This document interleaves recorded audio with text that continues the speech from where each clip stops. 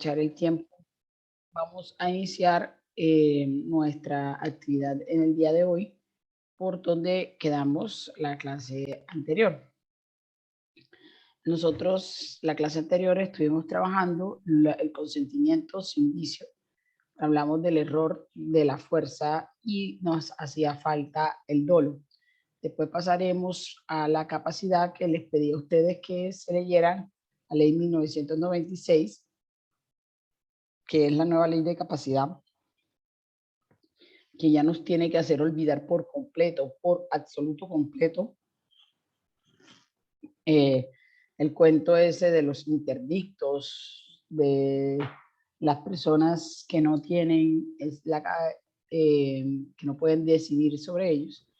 Y vamos a nosotros hablar de ese tema en el día de hoy. Tratamos de trabajar el objeto lícito y la causa lícita entre hoy y mañana, y de esa manera saldremos de esta importante fuente. Entonces, mis queridos estudiantes, en el día de hoy vamos a hablar de los vicios del consentimiento. Vamos a terminar también, okay, ya hemos hablado. Los vicios del consentimiento, y señalamos que los vicios del consentimiento son 3. Inicialmente está el error, que ya lo señalamos, lo trabajamos en su oportunidad. El error, con todas las clases de errores que hay. Está la fuerza. Hablábamos que esta fuerza tiene que ser determinante para la celebración del negocio jurídico, si no, no vicia el consentimiento. Y esa fuerza puede venir de cualquier persona, tiene que ser determinante para la celebración del contrato y tiene que ser capaz de producir miedo, terror en la vida de la persona a quien se le ejerce, por que exista una amenaza sobre sus bienes, sobre su persona o familia. Entonces, ahí estamos hablando de fuerza, y hoy vamos a hablar de una tercera, que es el dolo. Entonces, a mí me gusta mucho la definición, esa definición del derecho penal que nos trae el dolo. ¿Qué nos dice el derecho penal que es el dolo, señores? Por favor. Por favor, alguno de ustedes me colabora con eso. ¿Qué es el dolo? La intención, esa es básicamente como que la intención de realizar la acción. Sí, es la intención de realizar la acción. ¿Qué más? Es la intención, pero a sabiendas de que va a causar un daño. Es la intención. Perfecto. ¿Qué más?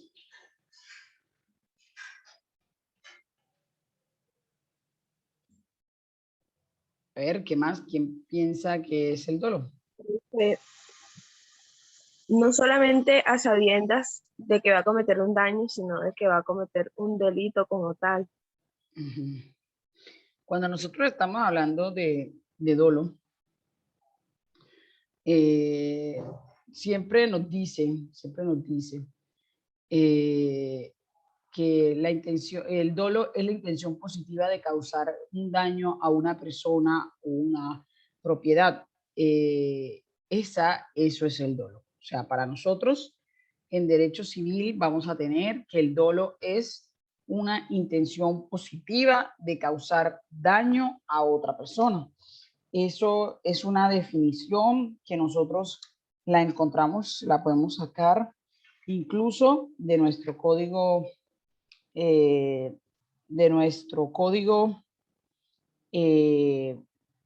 civil, donde se nos dice, por favor, en el artículo 63, alguno de ustedes se sirva a leer el artículo civil en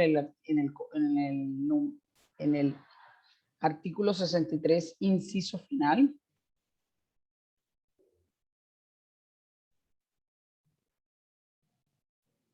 Por favor. El dolo consiste en la intención positiva de inferir injuria a la persona o propiedad de otra. Entonces, nos está diciendo que el dolo consiste en la intención positiva inferir injuria, allí injuria tenemos que cambiarla por la palabra daño, porque en realidad sería el concepto, ese sería el concepto idóneo para definir dolo, que sería la intención positiva de inferir o causar daño. Esa sería el significado legal o lo que la ley entiende o va a dar a conocer como dolo. La intención positiva de causar, generar daño a alguien. Entonces, cuando nosotros estamos en presencia de eso, ¿cómo lo podemos mirar nosotros entonces en un contrato o en otra cosa que no sea de pronto en un delito? ¿Cómo podemos mirar el dolo nosotros desde el punto de vista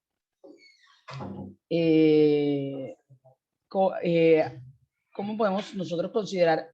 Hay un chico que me ha ingresado 3 veces y me ha sacado de la lectura que quiero compartirles. Entonces, por favor, no voy a admitirlo hasta que no termine porque les voy a compartir pantalla. Y necesito que ustedes pues tengan lo que les voy a mostrar. ¿Vale? Entonces, si el compañero necesita ingresar, ¿están viendo mi pantalla? Señores. Sí, profesor. Entonces, estaba buscándolo mientras que hablaba con ustedes y se quedan porque si no me saca de eso. Entonces, dígale por favor al que esté allí que espere porque necesitamos, estoy compartiendo en la pantalla y necesitamos que ustedes vean eso. Entonces, vamos a leer este significado, esta intención que está aquí, porque es la definición que nos sirve a nosotros, porque esa intención positiva de causar daño, eso es demasiado genérico para nuestra clase. Entonces, por favor, alguno de ustedes, señores, y vamos a leer todo esto que está aquí porque es lo que nos interesa. Por favor, alguno que se sirva en leerlo. Les agradezco la lectura, por favor. Sí la alcanzan a ver bien, ¿verdad?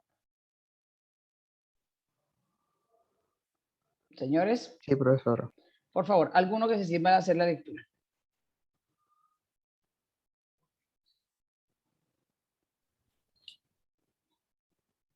El dolo. Dice, el dolo, concebido en sentido amplio como la intención de inferir o causar daño a alguien, artículo 37 del Código Civil, 63. en el negocio jurídico, consiste en la maniobra, artificio, engaño, maquinación consciente y deliberada de una parte o sujeto contractual con suficiente aptitud para inducir o provocar un error de la otra parte y obtener su consenso o voluntad en la celebración del acto. Dejémoslo hasta ahí y vamos leyendo paso a paso lo que queremos trabajar en este momento. ¿Qué nos está diciendo aquí? Nos está diciendo que el dolo, concebido en el sentido amplio, o sea, en un sentido no tan estricto, que en un sentido nos dice que es la intención de inferir o causar daño a alguien. Eso es una expresión que nosotros nos dice así. Entonces, ¿cómo aplicamos eso de la intención de inferir o causar daño a alguien en un negocio jurídico? Porque es que no estamos matando a alguien, estamos celebrando un contrato, haciendo un acto jurídico. Entonces, esas dos cosas pareciera que no viéramos cómo. Entonces, nos está diciendo que eso que está en sentido amplio en el artículo 63, cuando cae, cuando recae, cuando llega al negocio jurídico, va a consistir en ¿qué? En la maniobra, artificio, engaño, maquinación que yo hago con... Él llega a las 6 de la mañana.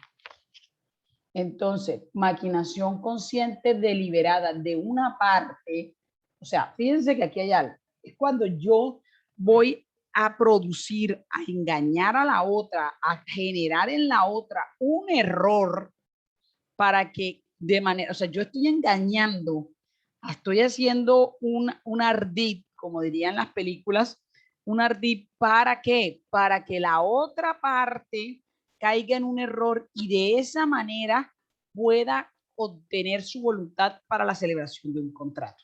Se dan cuenta que de pronto cuando hablamos eso de la intención de inferir daño a alguien, en lo que todo lo que ustedes dijeron al comienzo, que está en el artículo 63, eso cuando aterriza en el contrato, porque eso tenemos que aterrizarlo en el contrato, nos está diciendo muy sencillamente que es esa intención, esa maniobra, esa maquinación que yo estoy haciendo de manera consciente, deliberada, determinada, que yo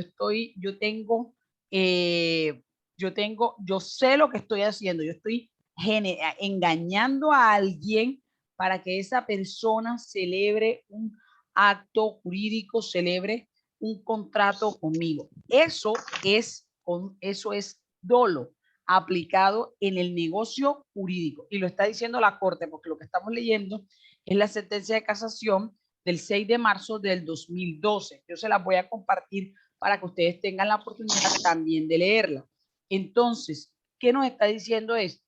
Aquí nos está diciendo, mire, es que usted no puede considerar el dolo simplemente con la mera intención de inferir el daño, porque si así lo hace, usted no lo puede aterrizar, no lo aterriza en el contrato, porque el daño que se está produciendo es ese, es que yo voy a engañar, yo voy a mentir, yo voy a hacer fraude para que el otro contrate. Ese es el dolo,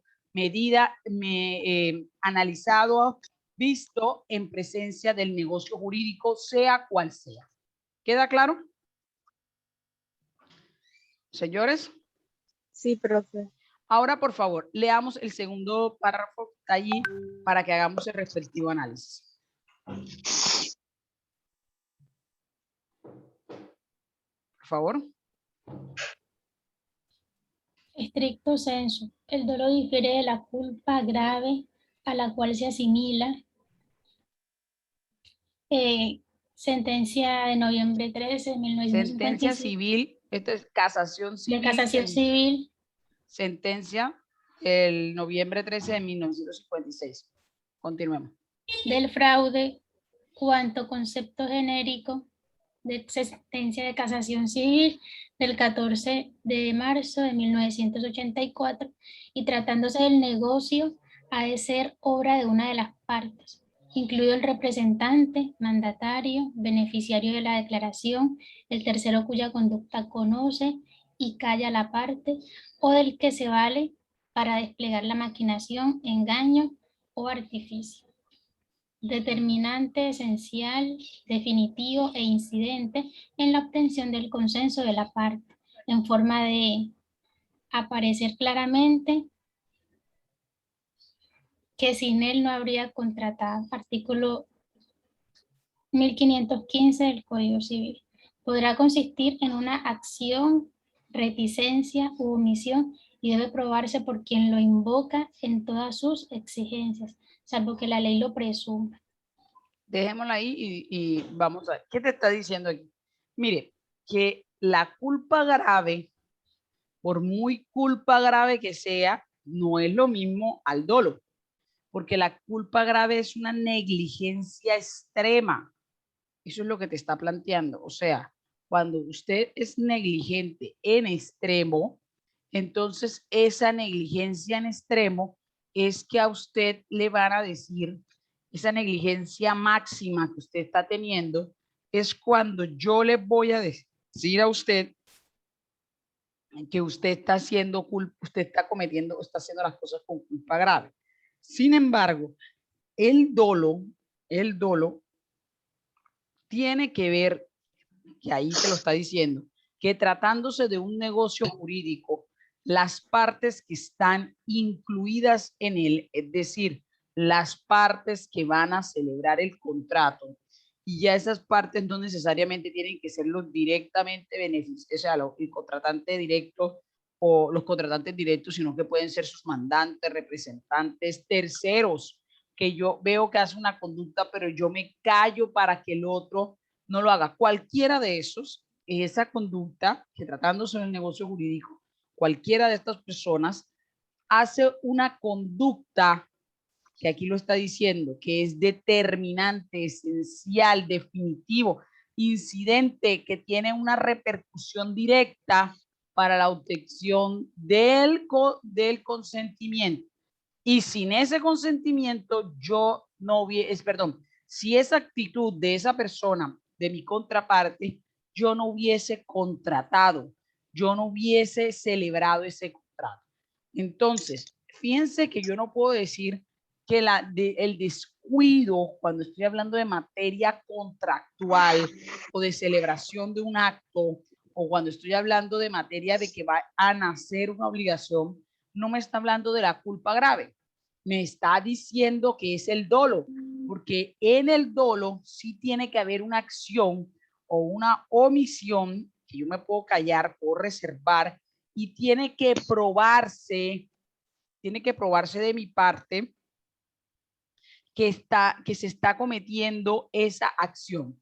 Entonces, aquí te están poniendo, por ejemplo, están poniendo estas normas que están aquí, que son normas del Código Civil, y esas normas son para decirte en qué situaciones se prueba, se presume el dolo, porque yo el dolo tengo que probarlo, el dolo tengo que demostrar que la otra parte actuó de manera maliciosa, que la otra parte me engañó, que la otra parte me hizo creer una cosa y resultó ser otra. Entonces, yo no puedo alegar dolo y no probarlo. A mí me toca probar el dolo.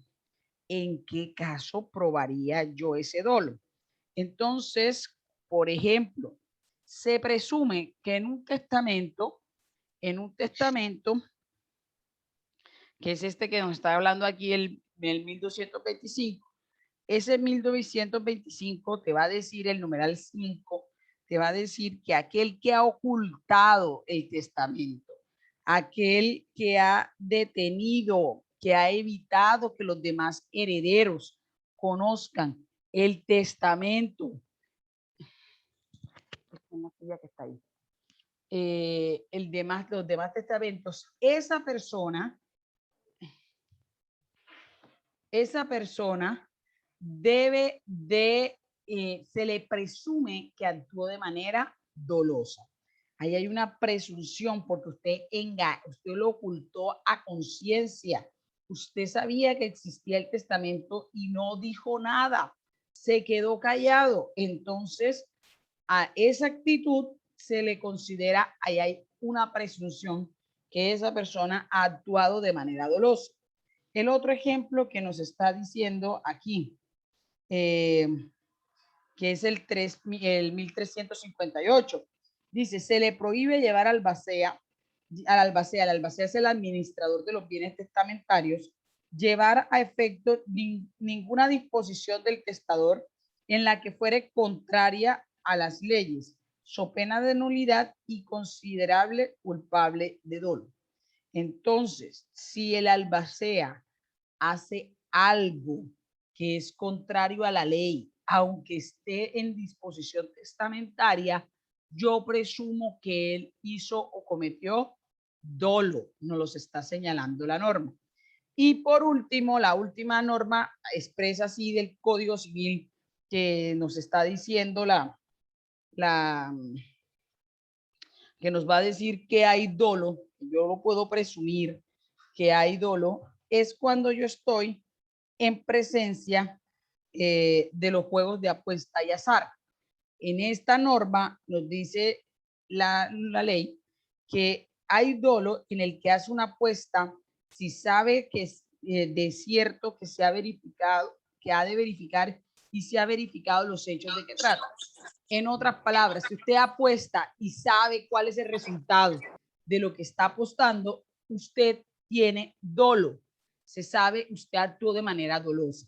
Entonces, esos son los casos donde el dolo se presume, pero no, el hecho de que si allí se presume, en los demás casos usted tiene que probarlo.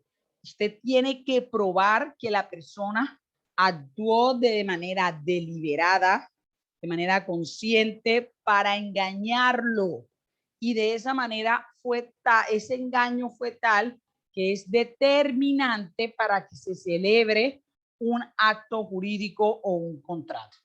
Entonces, si vamos en el torno con respecto al vicio del consentimiento, aquí nos los está diciendo de una manera clara el artículo. Nos los está diciendo y nos los vuelve a repetir. ¿Qué es lo que nos está señalando la norma aquí? A ver si puedo resaltar. Esto lo grabé en PDF y ahora no, bueno. Aquí nos está diciendo algo que es muy interesante y nos dice que el dolo tampoco constituye en sí mismo un vicio del consentimiento, sino solo cuando causa, aquí está, causa error que se genera en la mente de la víctima. Y ante eso se le puede aplicar la acción rescisoria. La acción rescisoria es una acción parecida a la nulidad, pero produce efectos del presente hacia el futuro. La nulidad tiene efectos retroactivos. Solo que como en el error es un estado intelectual muchas veces imperceptible e indemostrable, al paso que el dolo que lo produce de ordinario deja atrás en sí huellas y rastros de la comisión. Claro, yo sé, porque como el dolo no proviene de mí, sino que proviene del otro, yo lo que tengo que probar entonces es la conducta del otro hacia mí. ¿Quedó claro? Entonces dice, el legislador, para facilitar la convicción del juez acerca de las circunstancias normales en que el contrato se ha celebrado, califica al dolo como si fuese en realidad un vicio del consentimiento. Sin embargo, dicho legislador no ignora la verdadera naturaleza del fenómeno legislador y así lo dice en el artículo 1555 del Código Civil.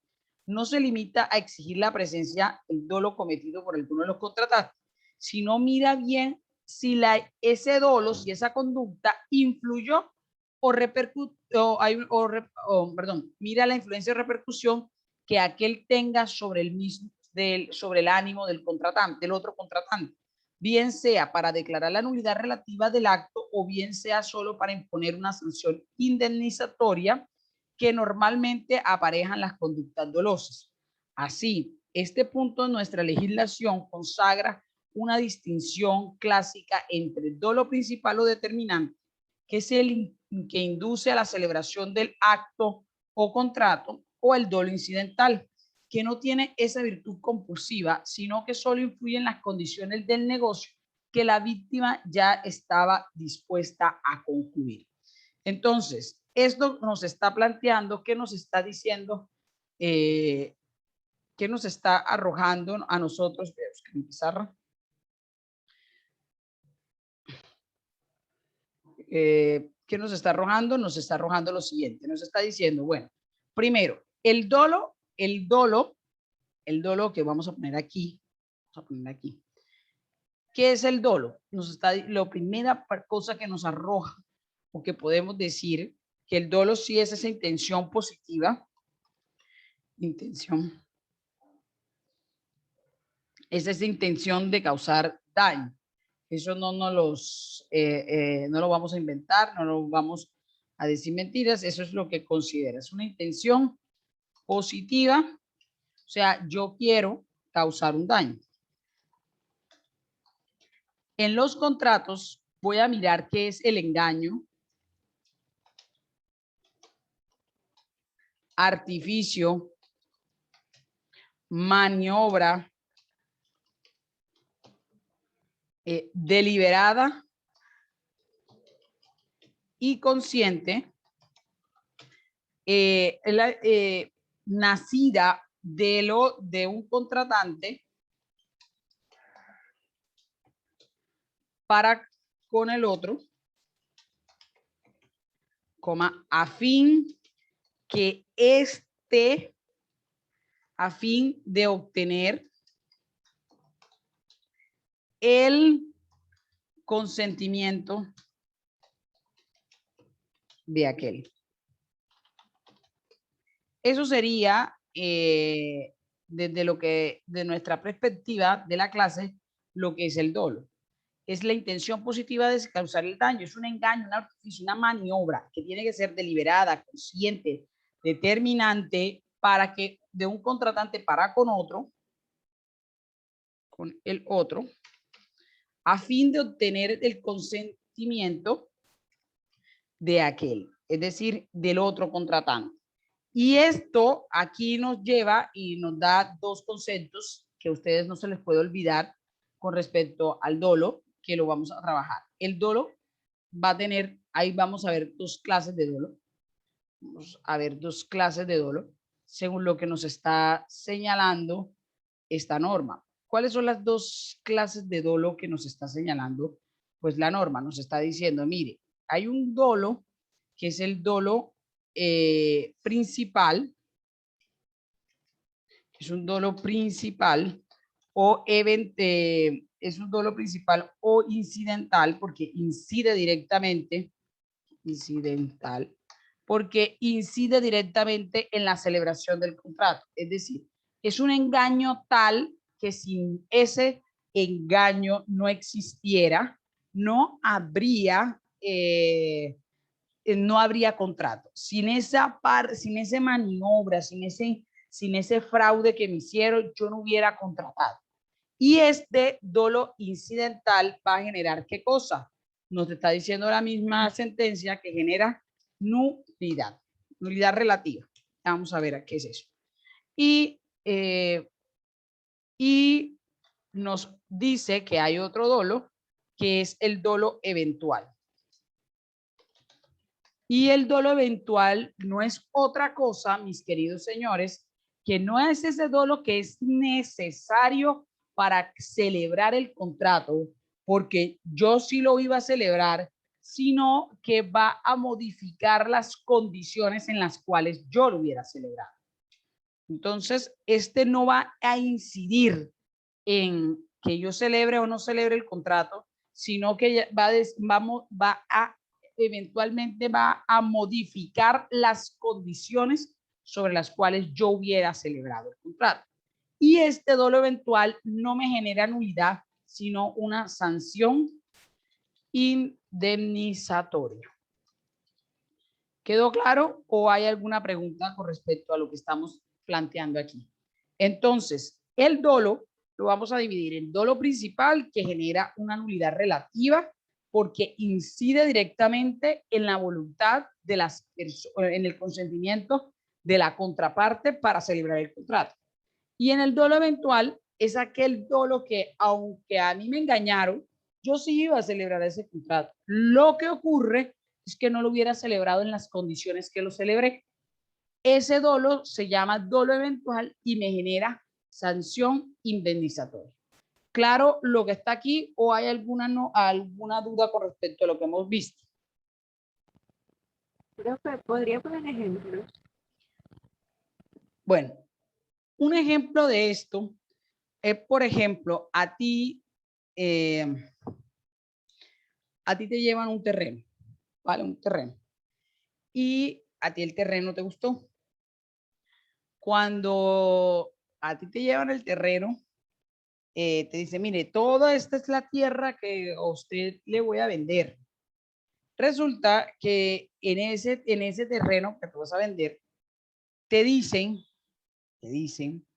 que la persona sabe que allí hay 5 hectáreas, 800 metros. ¿Vale? Yo soy consciente que ahí hay 5 hectáreas, 800 metros, perdón, 8.000 metros. Y yo sé eso, pero yo me callo y no digo nada. Y simplemente le digo a la persona, no, aquí hay 6 hectáreas. Yo sé que no alcanzan las 6 hectáreas, pero yo digo algo, digo una mentira, hago un engaño con la intención pues de celebrar el contrato. A la persona le gusta la tierra y termina comprando. Después la persona se da cuenta de que, hey, mira, eso no tenía 6 hectáreas. ¿Será que esa persona, por esa diferencia de 2.000 metros, iba a dejar de celebrar el negocio jurídico? No, ella no lo iba a dejar de celebrar, pero no lo hubiera pagado al precio que se lo pagó, hubiera pagado a otro precio, es decir, hubiera variado las condiciones. Ese dolo, ese engaño que yo me quedo callado, no es suficiente para declarar, para viciar el consentimiento y pedir la nulidad. Ese engaño, yo me quedé callada, no le dije nada, es un dolo eventual, y allí ese dolo va a generar ¿qué? Una sanción indemnizatoria. Me tocará indemnizarla porque no le dije la verdad. Yo sabía que habían más metros, menos metros cuadrados. Sin embargo, me quedé callado para que la persona no se fuera a echar para atrás. Entonces, ante eso, tendría un dolo eventual. ¿Quedó claro el dolo eventual en ese caso? Señores. Sí, profesora. Ahora, Sí, profe. el dolo principal sería, por ejemplo, que yo sé que yo tengo un carro siniestrado, o sea, un carro que se accidentó y lo voy a reparar.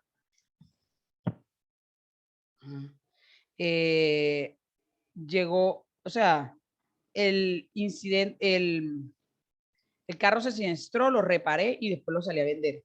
Yo no le digo a nadie, la gente carro siniestrado no compra porque eso es un dolor de cabeza. Yo no le digo a nadie, yo me quedo callado. Si yo hubiera dicho que el carro hubiera sido siniestrado, la gente, él muy seguramente no me hubiera comprado el carro. Es decir, no hubiera realizado ese contrato. Entonces, ese dolo que yo me callo, que yo engaño, que yo digo que el carro no, que pintura original, que jamás ha sido rayado, ni estrellado, ni nada por el estilo, es un engaño que yo estoy diciendo, ¿vale?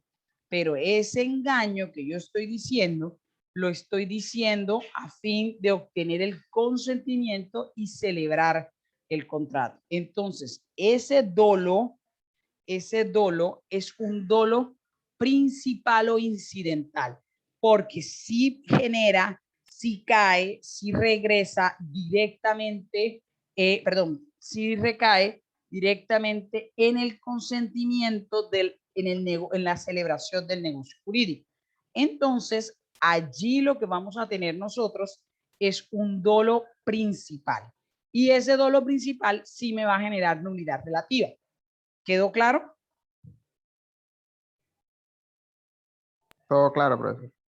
Esto, ¿dónde lo van a encontrar ustedes en la norma? En el artículo 515 del Código Civil. En el artículo 515 nos señala esto, nos lo dice, claro, no nos lo está diciendo como se lo estoy explicando en este momento, pero sí nos está diciendo que el dolo no vicia el consentimiento, sino cuando sin él no, o sea, si es cuando es claramente que sin él no se hubiera celebrado el contrato.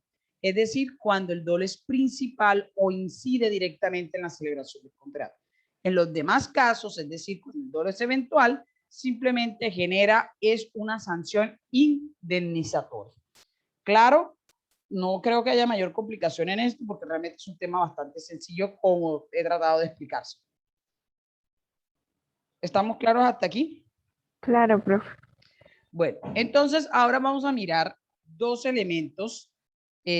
Un elemento que es supremamente fundamental hoy en día, que lo voy a poner acá en otro color para que nos quede resaltado, que es el elemento de la capacidad.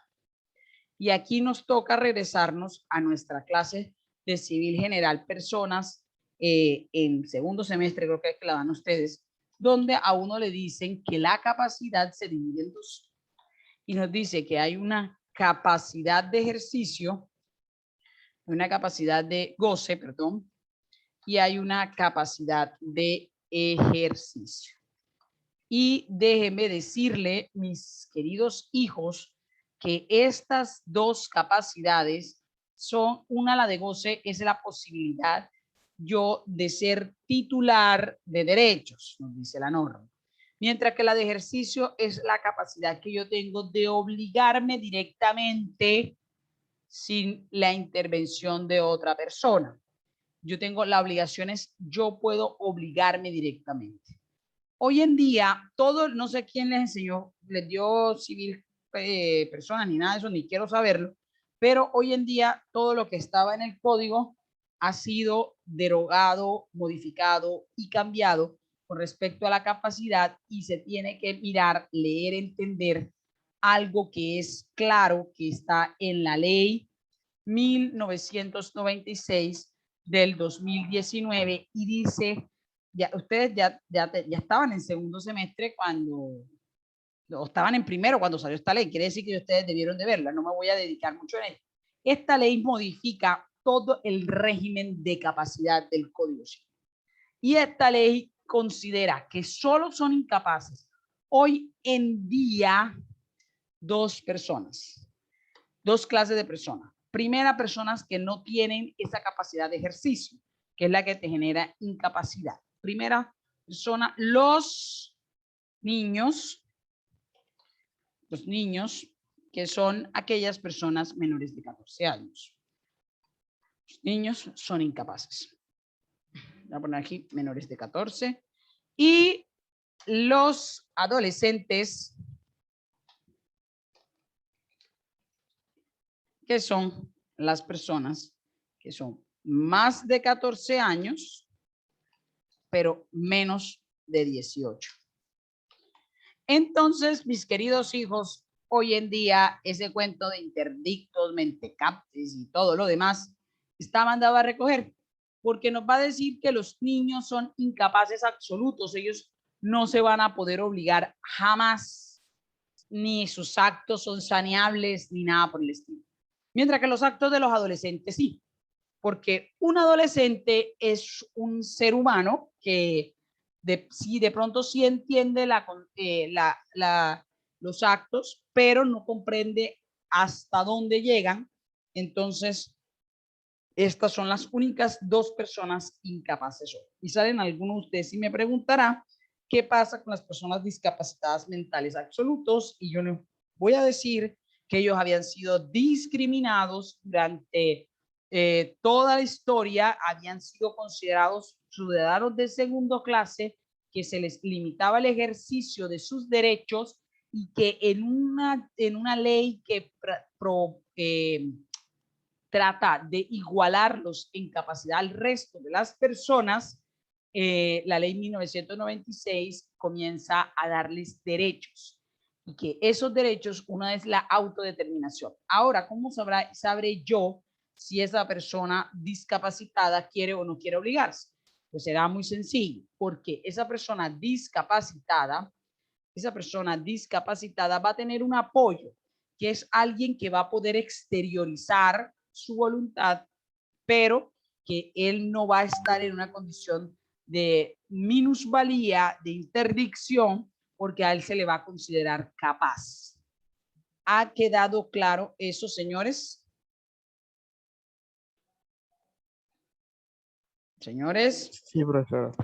Entonces, esto cambia todo el concepto. Ya no tenemos, antes era un concepto de que considerábamos al discapacitado enfermo.